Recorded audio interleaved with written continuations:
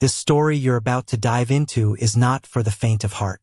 It's a chilling descent into the darkness that can grip a nation, a tale of terror, obsession, and the relentless pursuit of justice. If you find yourself captivated by true crime, by the psychological thrill of the unknown, and by the intricate dance between predator and prey, then you've come to the right place. Before we embark on this journey into the shadows, do me a favor. If you appreciate the effort and the depth of these stories, hit that subscribe button and turn on notifications. Your support helps me bring more tales like this to life. Now take a deep breath, close your doors, lock your windows, because the story of the Midnight Weaver is about to unfold. The summer of 1998 in Portland, Oregon, was supposed to be about the gentle hum of cicadas, the sweet scent of blooming roses, and the carefree laughter of children playing in sprinklers. It was a city known for its quirky charm, lush green spaces, and a pervasive sense of community that often bordered on the idyllic. But on a sweltering July evening, that idyllic facade began to crack, allowing a chill wind of terror to seep through the cracks, forever altering the city's perception of itself. It started subtly, a mere ripple in the calm waters of the daily news cycle. The disappearance of Emily Sutton, a vibrant 24-year-old barista with an infectious laugh and an artistic soul, initially garnered local attention as a missing persons case. Emily was a creature of habit, her life a carefully choreographed ballet of morning shifts at the Daily Grind, evening art classes, and quiet nights spent sketching in her small apartment overlooking the Willamette River. When she failed to show up for her shift, her manager, a kind woman named Sarah, knew something was profoundly wrong. Calls to her phone went straight to voicemail. Her usually active social media, filled with whimsical drawings and photos of her cat, fell silent. The Portland Police Bureau, accustomed to the typical runaways and domestic disputes, assigned Detective Mark Jensen to the case. Jensen was a man sculpted by years of street-level policing. A weathered face, eyes that had seen too much, and a quiet determination that masked a sharp, analytical mind. He had seen the best and worst of humanity, but a missing person case, especially one involving a young woman with no obvious enemies, always gnawed at him. His initial investigation was routine, canvassing her neighborhood, interviewing friends, family, and coworkers. Everyone painted a picture of a sweet, unassuming woman, deeply loved, with no apparent reason to vanish. The first jolt of real fear came 3 days later. Emily Sutton's car, a beat-up Honda Civic she affectionately called Betsy, was discovered abandoned in Forest Park, a vast urban wilderness that sprawled across the city's West Hills. The car was pristine, meticulously wiped clean, inside and out. No fingerprints, no trace of Emily, just an unsettling emptiness that screamed of careful planning. Jensen's gut tightened. This wasn't a runaway. This was something far more sinister. The discovery escalated the investigation. The media, sensing a story beyond the usual missing persons appeal, began to pick it up. Local news anchors spoke of the mystery of Forest Park, and a palpable unease began to settle over Portland. Parents held their children a little closer.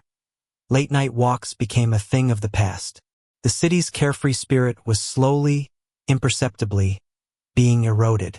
Then, a week after Emily's car was found, the unthinkable happened.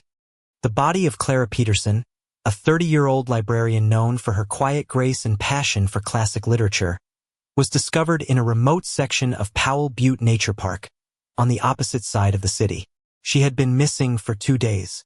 Her car was later found parked neatly in her own driveway.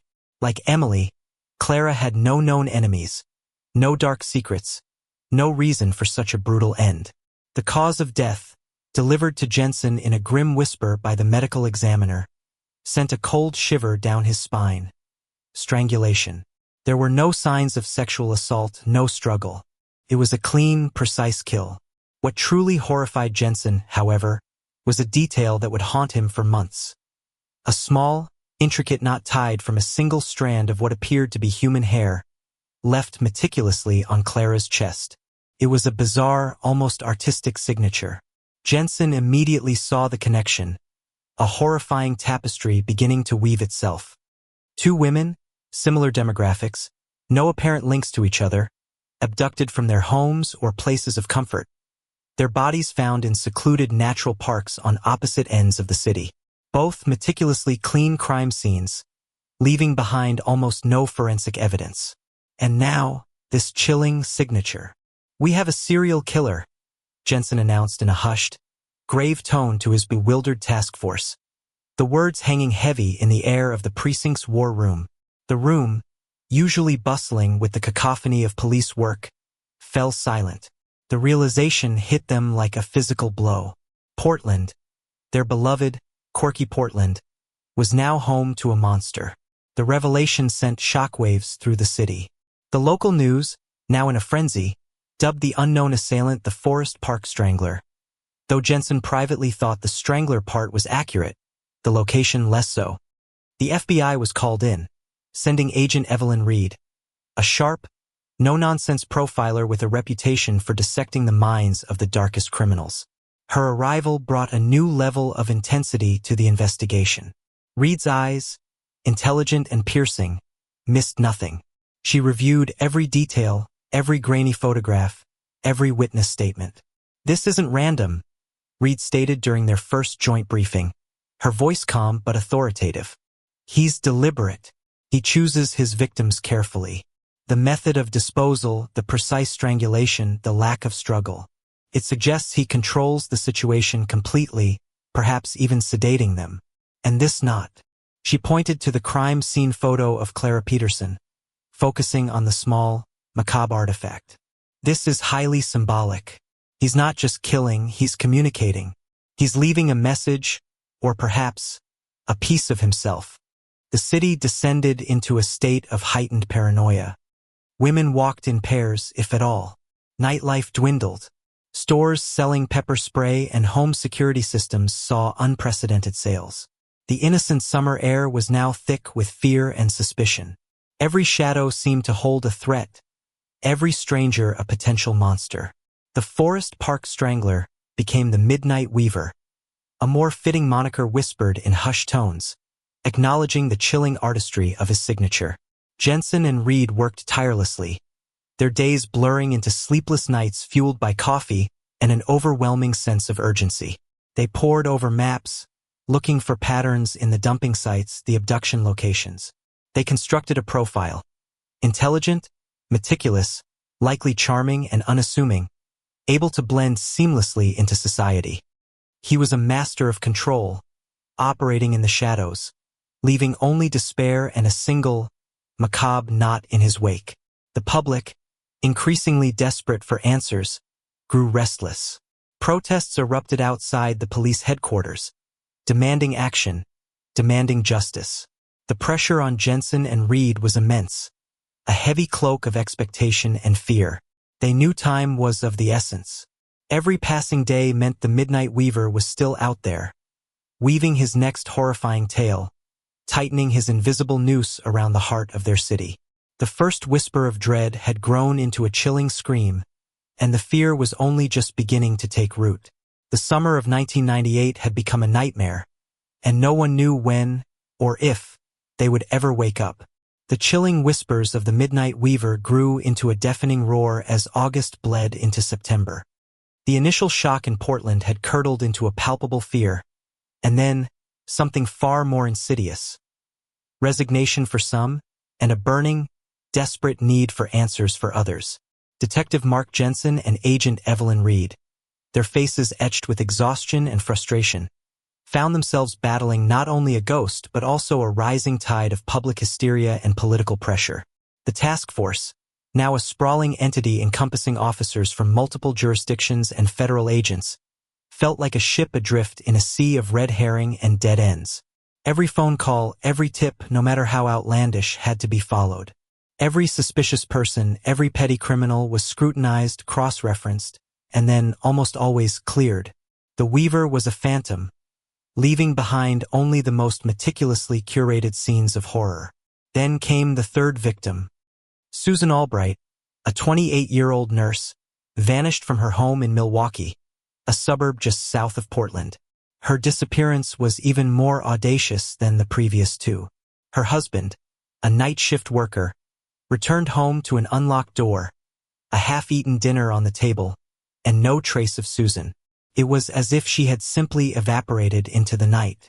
Her body was found 3 days later in a remote section of the Columbia River Gorge, nearly 40 miles east of Portland.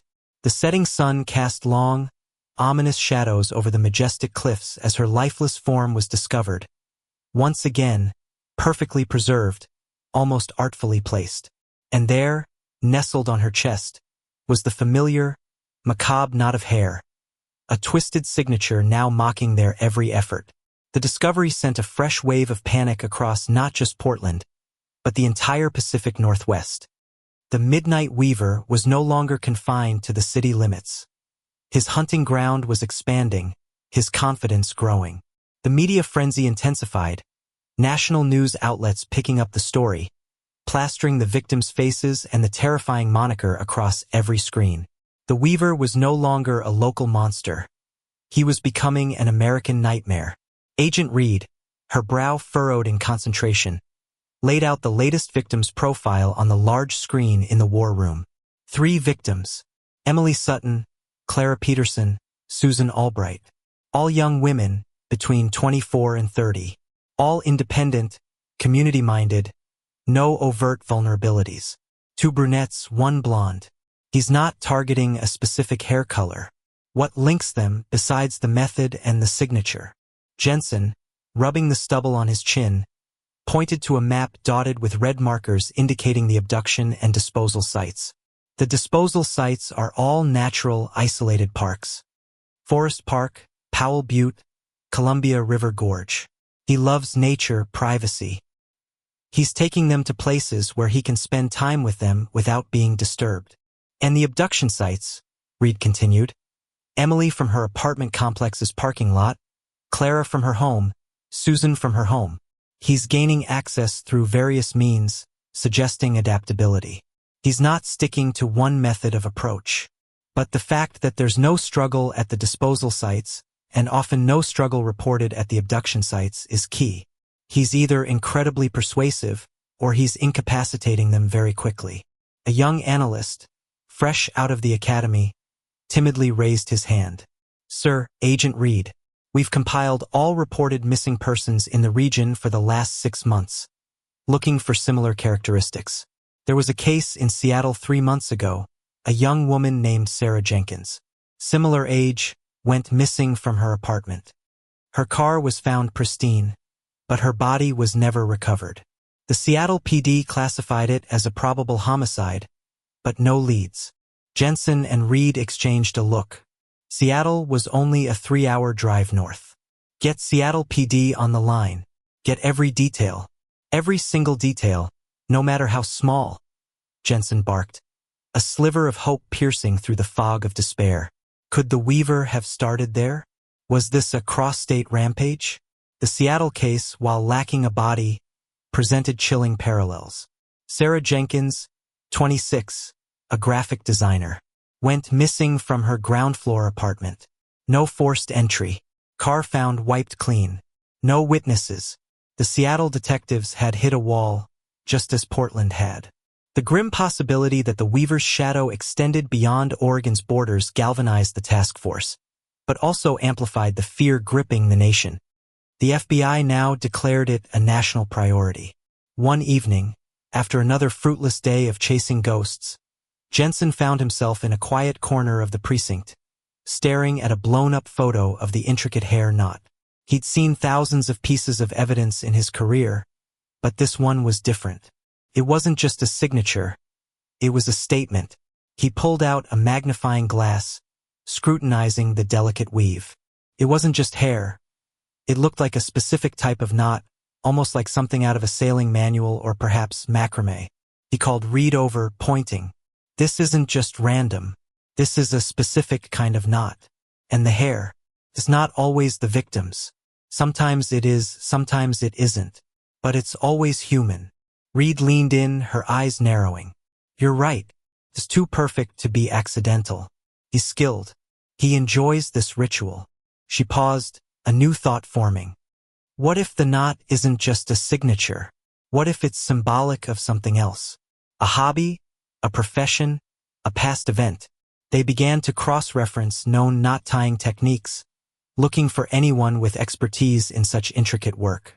Boaters, scouts, textile artists, even surgeons. The list was exhaustive, yet yielded no immediate suspects. The weaver remained elusive, a master of disappearing acts, leaving only his chilling calling card. A local newspaper, the Oregonian, began publishing a series of deeply unsettling articles, delving into the psychology of serial killers, speculating on the weaver's motives. The articles, penned by investigative journalist Rachel Evans, were both informative and terrifying, fueling public debate and adding pressure on the police. Rachel, sharp and relentless, started showing up at every press conference, her questions pointed, her gaze unwavering, making Jensen and Reed acutely aware that the world was watching, judging. One afternoon, Rachel cornered Jensen outside the precinct. "Detective, the public is losing faith. 3 women. No leads. What are you missing?" Jensen, weary but unyielding, met her gaze. "We're missing nothing, Ms. Evans. We're looking for a ghost. But ghosts leave trails. And he's left us one. We just haven't seen it clearly yet." The frustration was immense. They had profiles, locations, timelines, even a potential cross-state connection. But no face, no name, no DNA that could lead them to the man behind the terror. The Midnight Weaver had woven a terrifying web of fear and despair across America, and it seemed no one could untangle it. The shadow was spreading, darkening not just cities, but the very hearts of the people living within them. Every woman felt vulnerable, every man a potential suspect. The summer had given way to an autumn of dread, and the cold grip of the unknown tightened with each passing day. The weaver's dance was far from over. The colder months brought no relief. If anything, the chill in the air seemed to amplify the pervasive dread that had settled over the Pacific Northwest. The case of the Midnight Weaver, now a national obsession, had stalled. The task force, once buzzing with activity, was now bogged down by fatigue and the sheer volume of unsubstantiated leads. Jensen and Reed, however, refused to yield. The faces of Emily, Clara, Susan, and Sarah haunted their waking hours and invaded their dreams. The breakthrough came from an unlikely source, a quiet corner of the investigation that had almost been overlooked. Analyst Thompson, the young officer who had first linked the Seattle case, was still meticulously sifting through cold cases and missing person reports across the entire West Coast. He wasn't looking for similar victims anymore. He was looking for similar signatures. "Detective, Agent Reed," Thompson called out, his voice shaking with a mix of excitement and disbelief. "I think I found something. It's not a murder, but a disappearance with a very similar, specific detail." He pulled up an old case file from Anchorage, Alaska, dating back to 1991. Patricia Miller, 22, disappeared from her home. No body ever found. Standard missing person. But there was a strange note left for her family. A small, handcrafted wooden box. Inside, a single, intricately tied knot made from fishing line. The police at the time dismissed it as a bizarre, perhaps macabre, farewell gesture from a troubled young woman. Jensen and Reed stared at the grainy photograph of the knot. It wasn't hair, but the technique, the specific type of knot, a carrick bend. A highly complex and distinctive nautical knot was identical in its precision and artistry to the hair knots left by the weaver. And the detail about a handcrafted wooden box immediately sparked a memory for Reed. "The knots aren't just a hobby," Reed murmured, her eyes widening. "They're a craft." And the Seattle victim, Sarah Jenkins, she was a graphic designer. Emily Sutton, an artist. Clara Peterson, a librarian and appreciation for order and precision. Susan Albright, a nurse, attention to detail. He's choosing women who, in their own ways, appreciate or possess a certain meticulousness, an eye for detail, perhaps even an artistic sensibility. The Alaskan connection, though 10 years old and seemingly unrelated, ignited a spark. Jensen immediately recognized the carrick bend. That's a specific kind of knot, used in sailing, often for joining 2 lines of different sizes. Not just anyone knows how to tie that perfectly. and the fishing line suggests an outdoor enthusiast, perhaps someone connected to the sea. They shifted their focus not just to knot enthusiasts, but specifically to individuals with a deep knowledge of advanced knot tying, particularly the Carrick Bend, who had lived in or traveled through Anchorage in 1991, and subsequently Seattle and Portland in the late 90s. The profile narrowed dramatically. They looked for men who worked in maritime industries, hobbyists, or even former military personnel with specialized training. The breakthrough came when a retired Navy veteran, living in a small coastal town near Astoria, recognized the knot from a local newspaper article. He called the hotline, trembling. "That knot, the Carrick Bend. My old shipmate, he used to tie those perfectly. Obsessively, even. He was a quiet fella, always working with his hands. Woodworking, ropes. Moved around a lot after the Navy. His name was Arthur Finch." Arthur Finch. The name echoed in the war room. Born in rural Maine, a quiet, withdrawn child. Joined the Navy, served on a destroyer, developed a reputation for his meticulous knot-tying skills. Discharged honorably in 1990. Lived in Anchorage for a year working odd jobs before moving to Seattle. Then to Portland in the mid-90s, working as a freelance carpenter and woodworker. He fit the profile almost perfectly. Quiet, unassuming, meticulous, skilled with his hands, a love for nature, and a history of transient living. And his past confirmed his presence in every city where a victim had disappeared or a body had been found. Reed pulled up Finch's photo. A gaunt man with piercing, intelligent blue eyes, a neatly trimmed beard, and a faint, almost imperceptible smirk. He was nondescript, the kind of man you'd pass on the street and never look at twice. The perfect predator.